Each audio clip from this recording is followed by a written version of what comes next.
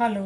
കിരീടത്തിലെ സേതുമാധവൻ എന്നും നമ്മുടെ മനസ്സിലെ ഒരു വിങ്ങലാണ്. സാഹചര്യങ്ങൾ മൂലം, സമൂഹത്തിൻ്റെ അനാവശ്യ ഇടപെടലുകൾ മൂലം ജീവിതം കൈവിട്ടുപോയ ഒരാൾ. മോഹൻലാലിൻ്റെ അഭിനയ ജീവിതത്തിലെ ഏറ്റവും മികച്ച കഥാപാത്രങ്ങളിൽ ഒന്ന്. മലയാള സിനിമയുടെ ചരിത്രത്തിൽ ഒരു സാധാരണക്കാരൻ്റെ ജീവിതത്തിലെ അവിചാരിത വഴിത്തിരിവുകളെ ഇത്രമേൽ ഹൃദയസ്പർശിയായി അവതരിപ്പിച്ച മറ്റൊരു ചിത്രമുണ്ടാവില്ല. ലോഹിതദാസിൻ്റെ തിരക്കഥയിൽ സിബി മലയിൽ സംവിധാനം ചെയ്ത് 1989 പുറത്തിറങ്ങിയ മലയാള സിനിമയിലെ എക്കാലത്തെ മികച്ച ക്ലാസിക്കുകളിൽ ഒന്നായ കിരീടം. 37 വർഷങ്ങൾക്ക് ശേഷം സിനിമ ഇപ്പോൾ വീണ്ടും റിലീസിനൊരുങ്ങുന്നു. പഴയ സിനിമയുടെ മാസ്മരികത പുതുതലമുറയ്ക്കും അനുഭവിച്ചറിയാനുള്ള സുവർണാവസരം. ഭാവിയെക്കുറിച്ച് നല്ല സ്വപ്നങ്ങൾ കാണുന്ന, തൻ്റെ ഭാവി വധുവിനൊപ്പം ഒരു നല്ല ജീവിത സ്വപ്നം കാണുന്ന ഒരു സാധാരണ ചെറുപ്പക്കാരനാണ് ഇതിലെ സേതുമാധവൻ.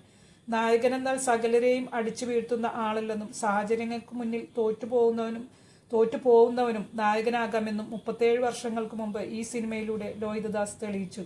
ഒരു ഹീറോയിസവും ഇല്ലാത്ത, എന്നാൽ പ്രേക്ഷകന്റെ മനസ്സിനെ വല്ലാതെ വേദനിപ്പിക്കുന്ന ക്ലൈമാക്സ്. ജോൺസൺ മാഷിന്റെ സംഗീതവും ചിത്രത്തിന്റെ വൈകാരികത വർദ്ധിപ്പിക്കുന്നതിൽ പ്രധാന പങ്കുവഹിച്ചു.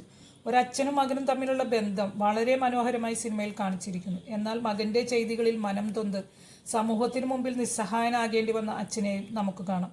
തിലകൻ അവിസ്മരണീയമാക്കിയ വേഷം, സേതുവിൻ്റെ നിസ്സഹായതയും ഭയവും ഒടുവിലത്തെ മാനസിക തകർച്ചയും വളരെ സൂക്ഷ്മമായി മോഹൻലാൽ അവതരിപ്പിച്ചു. അഭിനയിച്ച ഓരോരുത്തരും തങ്ങളുടെ കഥാപാത്രങ്ങളെ അറിഞ്ഞു ചെയ്ത സിനിമ. കവിയൂർപ്പന്നമ്മ, പാർവതി, ഫിലോമിന, ശങ്കരാടി, കൊച്ചിൻ അനീഫ, പിന്നെ കീരിക്കാടൻ ജോസായി വന്ന വില്ലനും. നമ്മുടെ മനസ്സിനെ ഒരിക്കൽ കൂടി മുറിവേൽപ്പിക്കാൻ കിരീടം വീണ്ടും എത്തുന്നു ബിഗ് സ്ക്രീനിൽ.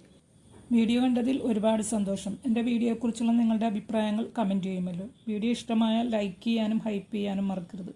ഇതുപോലുള്ള സിനിമാ വാർത്തകൾക്കും സിനിമാ റിവ്യൂസിനും അനാലിസിസിനും ഒക്കെയായി ഈ ചാനൽ സബ്സ്ക്രൈബ് ചെയ്യുക. ഇനിയും നല്ലൊരു വീഡിയോയുമായിട്ട് വരാം. അതുവരെ ബായ്.